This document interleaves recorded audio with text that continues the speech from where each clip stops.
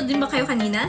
Dahil napuno ng hiyawan ang United Center sa Antipolo City matapos ang napaka-energetic na performance ng Filipino idol sensation na BINI. Kasabay nito ang ika-26 na anibersaryo ng pagiging lungsod ng kabisera ng Rizal Province. Oo, mga idol. Parang bala ko po mag-live selling ng gamit ko para makabili ng ticket.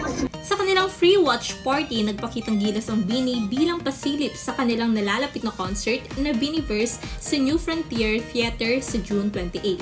So, congrats po sa growing success and sana magtuloy-tuloy na din. Watching with forever. Very happy po. At para naman sa mga blooms na naubusan na ng ticket, huwag kayong mag-alala dahil meron ng Day 2 ang BINIverse concert matapos itong ma-sold out pagkatapos lamang ng 2 oras. Magaganap ang Day 2 ng concert sa June 29 sa New Frontier Theater din. Gusto mo bang laging maging updated sa mga bagong balita? I-follow lamang ang mga social pages ng News 5. Ako si Said Lizardo, News 5 Digital.